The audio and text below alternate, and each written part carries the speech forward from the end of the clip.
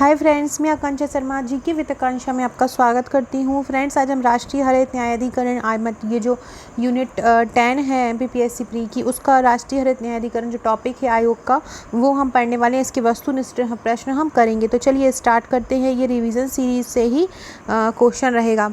पहला क्वेश्चन है, राष्ट्रीय हरित अधिकरण या इसको हम बोलते हैं नेशनल ग्रीन ट्रिब्यूनल, इसकी स्थापना कब हुई थी? तो इसकी स्थापना 2010 में हुई थी। तो याद रखिएगा, राष्ट्रीय हरित न्यायाधिकरण की स्थापना कब हुई थी? 2010 में हुई थी। राष्ट्रीय अधिकरण की स्थापना की तिथि कौन सी है? तो किस तिथि में हुई थी? 2010 में तो हुई थी। 2010 में कब हुई थी? तो 18 अक्टूबर 2010 को हुई थी। राष्ट्रीय हरित अधिकरण की स्थापना किस दिन हुई थी? 18 अक्टूबर 2010 को हुई थी। अगला क्वेश्चन है, राष्ट्रीय हरित अधिकरण की स्थापना में किस प्रक्रिया का पालन किया गया? तो राष्ट्रीय हरित अधिकरण अधिनियम 2010 को पारित करके इसको बनाया गया। नेक्स्ट, एनजीटी का मुख्यालय कहाँ पर है? तो दिल्ली में है। एनजीटी की सहयोगात्मक पीठों की संख्या कितनी है? 5 है। एनजीटी की सहयोगात्मक जो पीठें हैं वो कौन कौन सी हैं और कहाँ पे? तो 5 हैं। हम आगे पढ़ेंगे कौन कौन सी हैं। नेक्स्ट है, एनजीटी का मुख्यालय नई दिल्ली में है। इसके क्षेत्रीय कार्यालय कहाँ कहाँ पर हैं? तो देखो, एक तो दिल्ली हो गया है, एक है भोपाल, एक है चेन्नई, देन है कोलकाता और पुणे। ये 4 और एक दिल्ली है। इस प्रकार से 5 जगह हैं जहाँ पे इनका मुख्यालय है। नेक्स्ट है, एनजीटी का क्षेत्रीय कार्यालय कहाँ पर नहीं है? तो अभी हमने ऊपर पढ़ा कि भोपाल, कोलकाता, चेन्नई में तो है, हैदराबाद में इसका कोई कार्यालय नहीं है। तो याद रखिएगा, एनजीटी का क्षेत्रीय कार्यालय कहाँ पर नहीं है? हैदराबाद में नहीं है। एनजीटी के अध्यक्ष की नियुक्ति इनमें से कौन करता है? तो एनजीटी का जो अध्यक्ष होता है, देखिए ट्रिब्यूनल है, मतलब एक न्यायाधिकरण टाइप का है, तो न्यायाधीश के परामर्श से ही इसके अध्यक्ष की नियुक्ति होगी। तो भारत के मुख्य न्यायाधीश के परामर्श से केंद्र सरकार द्वारा इसकी नियुक्ति होगी। फ्रेंड्स, इसकी पीडीएफ आपको हमारे टेलीग्राम ग्रुप और व्हाट्सएप ग्रुप में मिल जाएगी। आप टेलीग्राम ग्रुप पर ज्वाइन हो जाइएगा। डिस्क्रिप्शन बॉक्स में आपको टेलीग्राम और व्हाट्सएप ग्रुप की लिंक मिल जाएगी, तो आप वहां से उस पर ज्वाइन हो सकते हैं।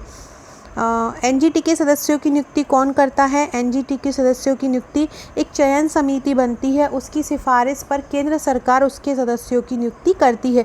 तो कौन नियुक्ति करता है? तो एनजीटी में क्या होता है, एक चयन समिति बनती है, उस चयन समिति की सिफारिश पर केंद्र सरकार द्वारा इसके सदस्यों की नियुक्ति होती है। नेक्स्ट है, एनजीटी में अधिकतम कितने सदस्यों का प्रावधान किया गया है? 20। एनजीटी में अधिकतम 20 सदस्य चुने जा सकते हैं। एनजीटी के अध्यक्ष के संबंध में कौन सा तथ्य है? तो एनजीटी का जो अध्यक्ष होता है, कौन सा एक तथ्य सही है? उसी व्यक्ति को चुना जाए पर्यावरण के क्षेत्र में सही काम किया हो, केंद्र सरकार नियुक्ति एनजीटी के चुने, तो इनमें से कोई भी इसका आंसर नहीं होगा। नेक्स्ट है, एनजीटी के अध्यक्ष और अन्य सदस्यों की पदावधि कितनी निर्धारित की गई है? तो एनजीटी के अध्यक्ष और सदस्य 5 वर्ष के लिए चुने जाते हैं। एनजीटी की संरचना के बारे में विचार कीजिए। तो एनजीटी की संरचना में अध्यक्ष की नियुक्ति केंद्र सरकार द्वारा होती है, सर्वोच्च न्यायालय के मुख्य न्यायमूर्ति की सलाह पर। इसमें अधिकतम 20 सदस्य हो सकते हैं और सदस्य न्यायिक या पर्यावरण वन संरक्षण से संबंधित क्षेत्रों के विशेषज्ञ हो सकते हैं। तो ऊपर के तीनों इसके सही हो जाएंगे। जो चौथा है, अध्यक्ष और सदस्य पुनर्नियुक्ति के पात्र होते, गलत है। जो भी अध्यक्ष और सदस्य चुने जाएंगे उन्हें दोबारा से नियुक्त नहीं किया जा सकता। एनजीटी अधिनियम 2010 के संबंध में कौन सा कथन सत्य नहीं है? तो देखिए, अधिनियम में मुआवजा निर्धारण करने की स्पष्ट विधि नहीं है, ये बिल्कुल सही है। वैधानिक संस्था होते हुए उच्च न्यायालय में चुनौती मिलना, ये भी एक सही है। किन मुकदमों को न्यायालय में चुनौती दी जा सकती है, परिभाषित नहीं है, ये भी सही है। एनजीटी अनुसूचित जनजाति और अन्य पारंपरिक वन निवासी अधिनियम 2006 के तहत कार्रवाई कर सकता है, ये गलत है। इसके तहत कार्रवाई नहीं कर सकता। 2010 अधिनियम के तहत कार्रवाई कर सकता है। एनजीटी को एक अगर शीर्षक के तौर पर दिया जाए तो क्या कह सकते हैं? एक फास्ट ट्रैक कोर्ट बोल सकते हैं। एनजीटी को क्या बोल सकते हैं? फास्ट ट्रैक कोड एनजीटी को बोला जाता है। नेक्स्ट क्वेश्चन है, एनजीटी के संबंध में इनसे कौन सा कथन सत्य नहीं है? तो इसके अंतर्गत वन्यजीव संरक्षण अधिनियम 1972 से संबंधित किसी भी मामले की सुनने की शक्तियाँ निहित है। एनजीटी आदेश पारित कर सकता है, इसे लागू ना करने की स्थिति में इसके पास कोई शक्ति नहीं है। एनजीटी का गठन संवैधानिक संस्था के रूप में हुआ है। उपयुक्त तीनों कथन, तो इसमें पूछना है इनमें से कौन सा कथन सत्य नहीं है? तो ये तीनों ही कथन बिल्कुल सत्य नहीं है। एनजीटी में उक्त कथनों पर विचार कीजिए। एनजीटी के निर्णय के विरुद्ध सर्वोच्च न्यायालय में 90 दिनों के भीतर अपील की जा सकती है। ये बिल्कुल सही है। एनजीटी को अनुसूचित और अन्य पारंपरिक वन निवासी अधिनियम 2006 से संबंधित सभी प्रकरण की सुनवाई का अधिकार है। ये गलत है। नेक्स्ट है, एनजीटी पर्यावरण से संबंधित 7 कानूनों के तहत नागरिक मामलों की सुनवाई कर सकता है। तो ये बिल्कुल सही है। एनजीटी आदेश न मानने पर कारावास एवं आर्थिक दंड अधिरोपित कर सकता है। ये भी सही है। तो 1, 3, 4 इसके आंसर सही हो जाएंगे। नेक्स्ट है, एनजीटी के संबंध में निम्नलिखित कथनों पर विचार कीजिए कि कौन कौन से सही है। तो यह एक न्यायालय की भांति तैयार करता है, कार्य करता है। हाँ, बिल्कुल सही है। एनजीटी जो है वो एक न्यायालय की तरह व्यवहार करता है। ये उन मामले की सुनवाई करता है जो प्रत्यक्ष रूप से पर्यावरणीय हो। हाँ, क्योंकि नेशनल ग्रीन है, मतलब पर्यावरण से संबंधित है, तो ये प्रत्यक्ष रूप से उनकी ही सुनवाई करेगा जो पर्यावरण से संबंधित हो। उन मामलों की सुनवाई करता है जो अप्रत्यक्ष रूप से हो। हाँ, अप्रत्यक्ष पर्यावरणीय हो या प्रत्यक्ष पर्यावरणीय हो, दोनों की सुनवाई करता है। यह पर्यावरण से संबंधित कानूनी अधिकारों को लागू करता है। पर्यावरण से संबंधित जो भी कानूनी अधिकार होंगे उनको ये लागू करता है। तो ये चारों ही आंसर सही हो जाएंगे। राष्ट्रीय हरित न्यायाधिकरण के प्रथम अध्यक्ष कौन थे? लोकेश्वर सिंह पंटा। कौन थे राष्ट्रीय हरित न्यायाधिकरण के प्रथम अध्यक्ष? तो वो थे लोकेश्वर सिंह पंटा। फ्रेंड्स, क्या आप चाहते हैं ऐसे ही आयोग के दूसरे आयोग के भी मैं वस्तुनिष्ठ लेके आऊँ? अगर आप चाहते हैं तो मुझे व्हाट्सअप ज़रूर कीजिएगा। बाकी रिवीजन सीरीज़ मेरे चैनल पे रोज़ आ रही है। 2 से 3 वीडियो रोज़ मैं लेके आती हूँ। वन लाइनर फैक्ट इंपॉर्टेंट लेके आ रही हूँ। आप मेरी एप्लीकेशन डाउनलोड कर सकते हैं, जीके विद आकांक्षा, और वहाँ पे भी आपको बहुत सारे पेड पीडीएफ भी मिल जाएंगे और कुछ फ्री स्टडी मटेरियल भी मिल जाएगा।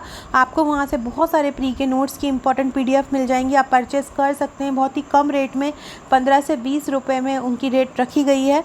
इसके अलावा आप हमारे मेंस और प्री का पैकेज हार्ड कॉपी में भी ले सकते हैं। मेंस और प्री के पैकेज की टोटल 70 बुकलेट आपको मिलेंगी, जिसमें 47 बुकलेट आपको मेंस की मिलने वाली हैं और 90 बुकलेट आपको प्री की मिलने वाली हैं। 90 बुकलेट में आपको 16 बुकलेट आपको मिलेंगी जो प्री के नोट्स रहेंगे 1 से 10 यूनिट तक, और 3 बुकलेट आपकी टेस्ट की रहेंगी जिसमें 10,000 प्रश्न रहेंगे और आप इन 10,000 प्रश्नों को बहुत अच्छे से घर में बैठ के सॉल्व कर सकते हैं।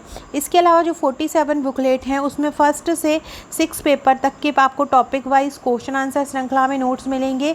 साथ में 8 फाइल आपको मेंस के पुराने पेपर्स की मिलेंगी और 12 फाइल 3 मार्कर की मिलेंगी। इसके अलावा मेंस के 25 व्हाट्सएप के पेड ग्रुप मिलेंगे और एक प्री का आपको मिलेगा जहाँ पे आपको इम्पोर्टेंट पीडीएफ दिया जाता रहेगा। नेक्स्ट क्वेश्चन है, इनमें से कौन राष्ट्रीय हरित न्यायाधिकरण का अध्यक्ष नहीं रहा है? तो वो हैं जे.एस. खेयर। कौन नहीं रहा है? जे.एस. खेयर नहीं रहा है। स्वतंत्र कुमार, लोकेश्वर सिंह पंटा और आदर्श कुमार गोयल रहे हैं। इनमें से कौन हरित न्यायाधिकरण का वर्तमान अध्यक्ष है? तो वो हैं आदर्श कुमार गोयल। एनजीटी पर्यावरण से संबंधित कितने कानूनों के तहत नागरिक मामलों की सुनवाई करता है? तो एनजीटी जो है वो 7 कानूनों के तहत नागरिक मामलों की सुनवाई करता है। एनजीटी का निम्नलिखित कानूनों के तहत नागरिक मामलों की सुनवाई का अधिकार दे। तो ये जो कानून दिए हैं इनमें से किस कानून के तहत करता है? तो ये चारों कानून के तहत वह अपने मामलों की सुनवाई करता है, चाहे जल प्रदूषण अधिनियम 1974 हो, वन संरक्षण अधिनियम 1980 हो, वायु प्रदूषण अधिनियम 1981 हो, पर्यावरण अधिनियम 1986। इन चारों के तहत वह अपने मामलों की सुनवाई करता है। एनजीटी का क्षेत्रीय कार्यालय कहाँ पर है? भोपाल में स्थित है। तो ये आ सकता है क्योंकि मध्य प्रदेश में भोपाल में ही है, तो ये इंपॉर्टेंट क्वेश्चन हो सकता है। एनजीटी इनमें से किसके तहत मामले की सुनवाई नहीं कर सकता? तो वन्य जीव संरक्षण अधिनियम 1972 के तहत नहीं कर सकता है। किसके तहत नहीं कर सकता है? वन्य जीव संरक्षण अधिनियम 1972 के तहत वह अपने मामले की सुनवाई नहीं कर सकता। एनजीटी के आदेशों, निर्णयों या नियमों को ना पालन करने की स्थिति में कौन सी एक शक्ति उनको प्राप्त नहीं है?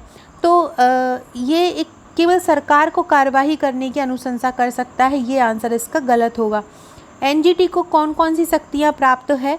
तो एनजीटी को कौन सी शक्तियाँ प्राप्त है? अपीलीय अधिकार के तहत की सुनवाई की शक्ति इसको प्राप्त है। एनजीटी के निर्णय के विरुद्ध कहीं अपील नहीं की जा सकती, ये शक्ति उसको प्राप्त है। सिविल प्रोसीजर कोड 1908 में उल्लेखित न्यायिक प्रक्रिया का पालन करने के लिए एनजीटी बाध्य नहीं है। तो ये ऊपर के तीनों सही हो जाएंगे।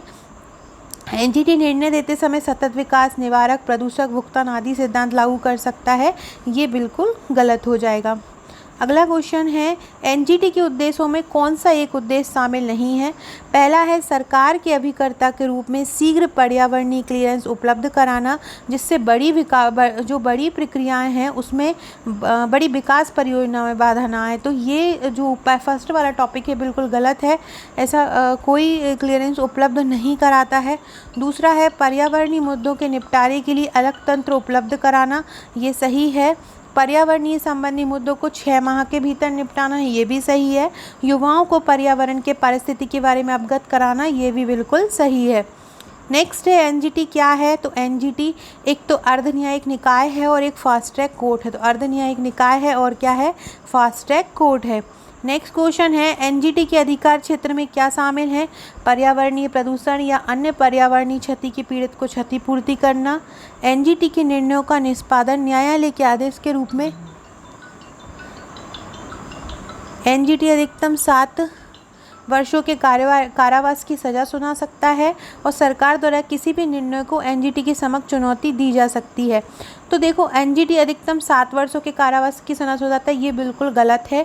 चौथा बिल्कुल सही है कि इसके निर्णय को सरकार द्वारा दिए गए किसी निर्णय को एनजीटी के समक्ष चुनौती दी जा सकती है।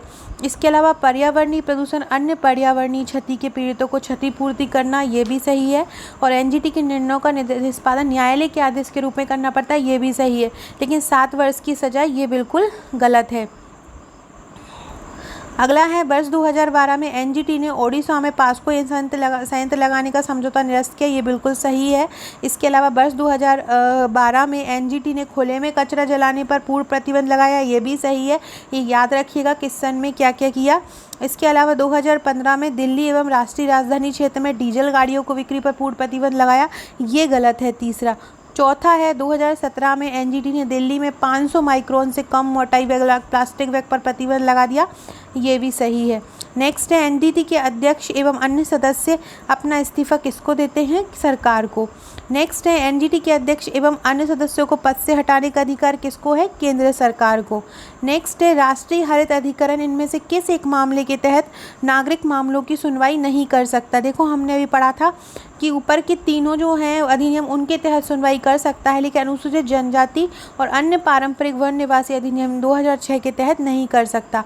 एनजीटी के तहत अधिकार प्राप्त समूह कौन है? भारत के सभी नागरिक इसके अधिकार प्राप्त समूह हैं। सो फ्रेंड्स, ये थे हमारे आज के आयोग के कुछ क्वेश्चन। अब हम नेक्स्ट आयोग के वस्तुनिष्ठ प्रश्न भी करेंगे और आयोग को मैं चार्ट के द्वारा भी आपके सामने लेके आऊँगी ताकि आपको समझ में आ जाए, और चार्ट की PDF भी आपको उपलब्ध करवा दूँगी। तो आप चैनल पर बने रहिएगा, व्हाट्सएप टेलीग्राम ग्रुप से जुड़ जाइएगा और हमारे फेसबुक और इंस्टा को भी ज्वाइन कीजिएगा। Okay friends, thank you.